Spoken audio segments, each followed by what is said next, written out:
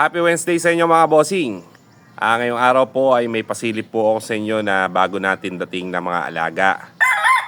Bali, ito pong dalawa na to mga bossing ay pinagkatiwala po sa atin ng ating kaibigan na pinapagayak po niya para sa kanilang mga laro mga bossing. Bali, pinagkatiwala po sa atin to na i-kondisyon yung kanyang mga alaga dahil gusto ron niya maglibang at gusto niya mapanood yung mga kanyang mga binread na dalawa na ito mga bossing. Pero hindi siya masyadong gamay yung pagkukondisyon. Kaya kahit papano mga bossing ay tayo po ay may kaalaman ng konti sa pagkukondisyon. Kaya naman po tayo ay pinagkatiwalaan ng ating kaibigan. Bali, ang laro po nila mga bossing na gusto po niyang date ay sobrang bilis sa 30 na po mga bossing. Bali, ang gagawin lang po natin sa kanila ay 7 days conditioning. Pero itong mga alaga daw po niya na to ay naka-precon na. Kaya yun po yung sinasabi ko sa inyo mga bossing. Mas mainam po yung ating mga alaga ay naka-preconditioning na. Dahil pag naka-preconditioning na ay mag-a-adjust na lang po tayo sa kanila ng konti para sa kanilang pagkukondisyon. Bali mga bossing, ang pamamaraan po natin na gagawin dito ay purga, paligo, tapos yung ginagawa nating pamamaraan sa pagkukondisyon sa kanila mga bossing. Tapos tinanong ko rin siya kung ano yung mga binibigay niya na patoka, kung dry feeding ba siya or wet feeding para yung ating mga alaga, kung ano yung nakasanayan niya ay hindi na mabago.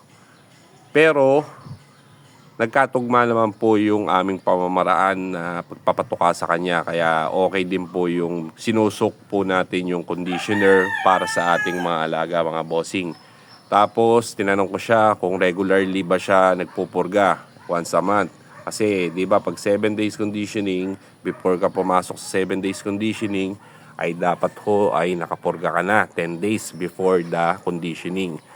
Pero ganun daw yung ginagawa niya, tama po, na regularly po siya nagpupurga. Tapos bago niya dalhin po ito mga bossing ay pinapurga ko na rin po kagabi. Bali, ang gagawin na lang po natin ngayong araw ay papaliguan po natin siya.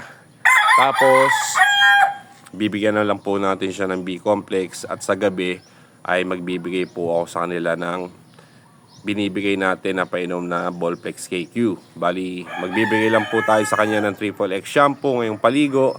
Tapos, ang bibigay ko po mamayang gabi ay Volplex KQ. Tapos, sa umaga po ay nagbibigay po tayo din ng Bitmem Pro tablet mga bossing. Tapos, medyo nakulangan po ako sa katawan niya mga bossing. Kaya, baka bukas din ay mabigyan ko po siya ng El Toro.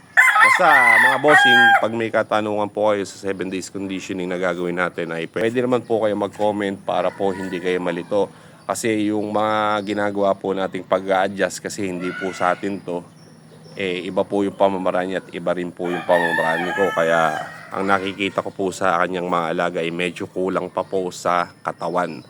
Kaya yung El Toro po ay mainam po para po bumuka at maging maayos ang kanyang pangangatawan dahil po yun sa gamot na El Toro. Kaya ganun lang po yung gagawin nating pamamaraan mga bossing.